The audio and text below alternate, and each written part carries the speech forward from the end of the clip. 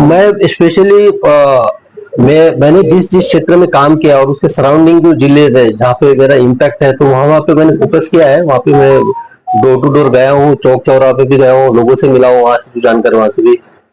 तो वहाँ रिस्पॉन्स तो काफी अच्छा, और सबसे मुझे सरप्राइज में बोल रहा हूँ, मुझे आश्चर्यचकित तब हुआ जब मैंने ऑफिस शुरू किया पटना में, हिमसेना का बोरिंग रोड में ऑफिस।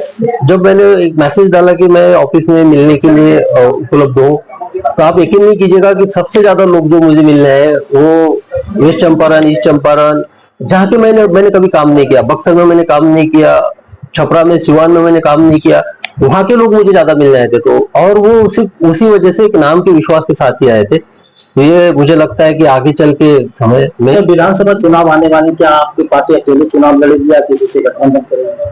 नहीं, गठबंधन का तो कोई सवाल ही नहीं है। अभी तो वो कैंडिडेट का जो है, जो पोटेंशियल कैंडिडेट है, जो यंगस्टर से आगे 15-20 साल की राजनीति कर सकते हैं, उनको खोजने का दौर चल रहा है।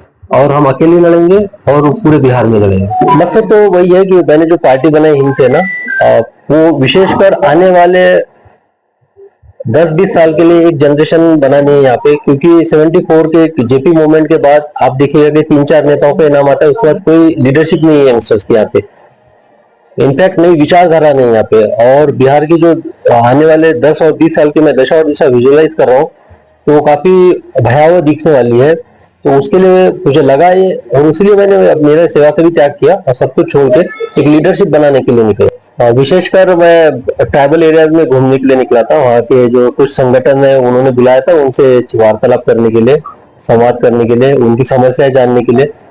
और मैंने तो हिमसेना नामक एक पार्टी बनाई है, और उसके उसका भी विस्तार के लिए विशेषकर ट्राइबल क्षेत्र में कैसे हो सकता है, उनकी समस्या क्या हो सकती है, उनके इश्यूज क्या होते हैं। जनरली मुझे तो मोस्टली इशू पता ही थे, लेकिन उनके मुंह से मैं सुनना चाहता था।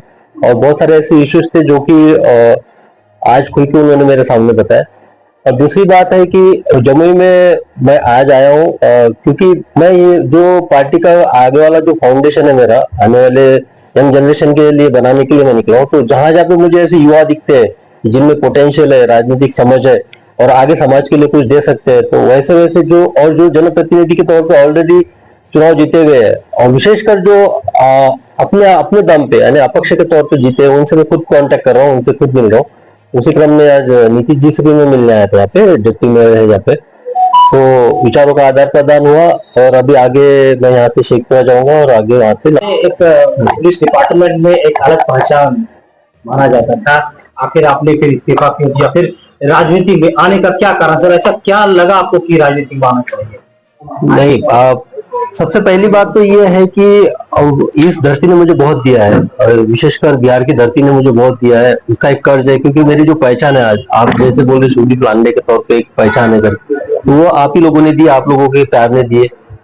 और जब यहाँ की मैं सिचुएशन देखता हूँ, तो मुझे ये लगा कि भाई अगर मैं खुद होके यहाँ से निकल जाऊंगा, आगे के प्रमोशन लूंगा और दिल्ली जाऊंगा और आराम से अपने ऐशो आराम की लाइफ जीऊंगा, फैमिली के साथ रहूंगा और लास्ट में रिटायर हो जाऊंगा, तो वो व्यक्तिगत जीवन हो गया। तो मेरे ऊपर जो कर्ज है उसका क्या, तो मुझे लगा कि मैं ऐसा परामर्श नहीं हो सकता हूँ। कुछ देने के लिए बिहार की धरती को जो एक कर्ज मेरे ऊपर है, उसको चुकाने की कोशिश है।